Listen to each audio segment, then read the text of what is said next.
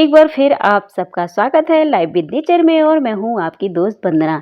जैसा कि आप लोग टाइटल देखकर समझ ही गए होंगे कि आज का वीडियो है इस छोटू से सिंक स्टैंड का।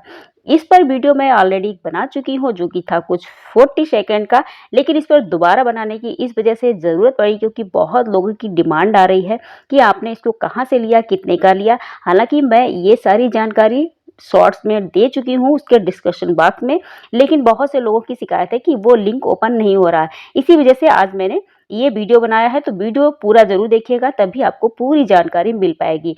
तो इस पर देखिए स्टैंड पर मैंने क्या-क्या सामान रखा है। बहुत से लोग कहते हैं ये बिल्कुल बेकार है, इस पर सामान नहीं रख सकते हैं।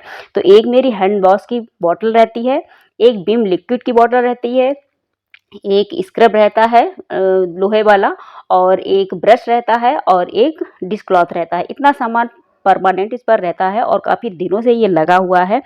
अब मैं आपको बताऊँगी कि इसको लगाया तो बहुत लोगों ने है, लेकिन बहुत से लोगों का ये अच्छे से वर्क नहीं किया, मतलब छूट गया या गिर गया, तो उन लोगों को इससे ये है कि ये काम नहीं अच्छे से करता है, इसीलिए ये बेकार है, इसको लेना बेकार है। तो अब मैं आपको सबसे पहले बताऊँगी कि इसको यूज़ करने का तरीका क्या है। जैसे कि मैं जब भी बॉटल से कोई चीज़ लेती हूँ, जैसे कि हैंड वॉश मैंने लिया, तो कभी भी उस पर रखे-रखे बॉटल को पुश नहीं करती हूँ। क्योंकि हो सकता है कि देखिए ड्रिलिंग तो यहाँ पर है नहीं जिससे कि ये अंदर से मजबूती से लगा है। आपको पता है कि ये सिर्फ़ स्टिकर है, ऊपर से लगा हुआ है।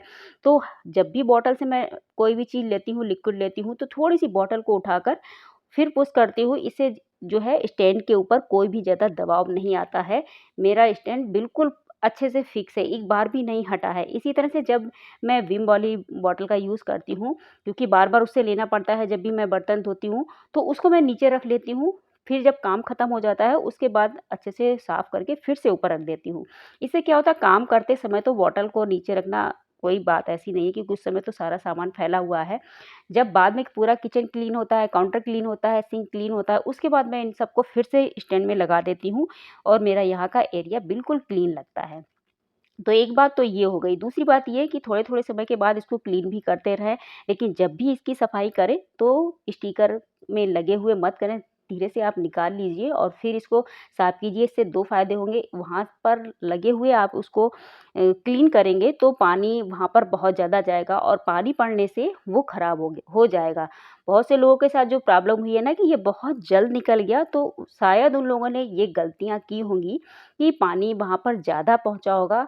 हो सकता है इस वज़ह से वो निकल गया या फिर ज़्यादा उनके उस पर प्रेशर से उन्होंने काम किया, उस पर रखे-रखे बॉटल को यूज़ किया। तो देखिए थोड़ी सावधानियाँ रखनी पड़ेंगी, अगर इस तरह के जो स्टैंड है उनको हम लगा रहे हैं तो। दूसरी बात ये कि अब बहुत से लोग पूछ रहे थे ये कितने रुपए का मुझे मिला, तो 61 रुपीज़ का ये पर पीस है, लेकिन एक पीस में वो लोग नहीं देते हैं जहाँ से मैंने लिया है, अभी लिंक मैं आपको बताऊँगी। तो एक पीस में नहीं देते हैं, हमेशा 2 पीस में ही आता है, तो 142 के ये 2 पीस पड़े, यानी ₹142 के 2 पीस मिलेंगे एक साथ, सिंगल पीस में नहीं मिलेगा। अब बात आती है कि जब भी मैं इसको क्लीन करती हूँ, उसके बाद इनके स्टिकर को अच्छे से फिर से प्रेस करके दबाकर फिक्स करती हूँ, क्योंकि हो सकता है कि थोड़ी-सी एयर आई हो, क्योंकि अभी गर्मियों का सीज़न है, तो गर्मियों में कभी-कभी टाइल्स थोड़े से गर्म हो जाते हैं, हीटिंग हो जाती है, तो इनमें जो ग्लू लगा हुआ है, वो थोड़ा-सा माइल्ड हो जाता है, थोड़ा पतला हो जाता है। इस वज़ह से ये स्टिकर वग़ैरह छूटने लगते हैं। आप कहीं भी चेक करेंगे तो थोड़ा-सा ये प्रॉब्लम आता है।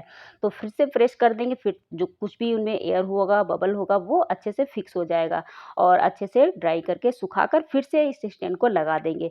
तो कुछ सावधानियाँ अगर हम लोग एहतियात बरतेंगे तो ये स्टैंड बहुत दिनों तक इसी तरह से इसमें लगा रहेगा और आप जितना चाहें इसके ऊपर वेट रख लीजिए। लेकिन बस इतना ध्यान रखिए कि को अपने हाथों से पुश मत करिए, उस दबाकर कोई भी चीज़ उस पर नहीं उठानी है।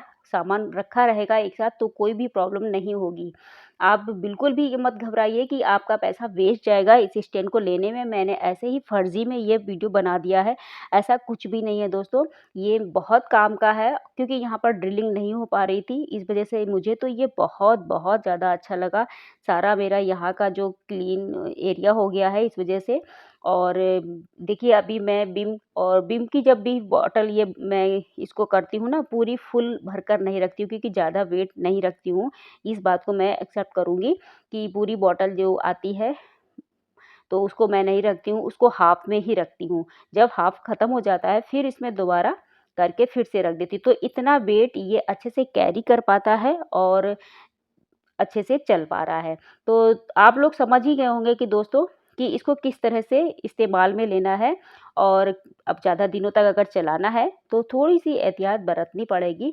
बाय द वे ये स्टैंड काफ़ी अच्छा है। एक मैंने यहाँ पर लगाया हुआ है तो ये इस तरह से देखिए, एक में शुगर रहता है और एक में चाय रहती है, और जो साइड में मैंने पानी में मनी प्लांट लगा कर रखा है, ये मैंने यहाँ पर लगाया है, लेकिन इसको परमानेंट यहाँ पर नहीं रखती हूँ। इसमें एक डोरी बाँधकर जो मेरे ये बोर्ड पास में लगा है, इसमें हैंग कर दिया है।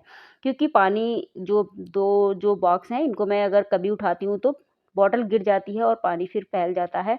इस वजह से ये मत समझिए कि मैंने इतनी बड़ी बॉटल पानी भरकर भी रखा है और चाय और शुगर भी वहाँ पर रखा है।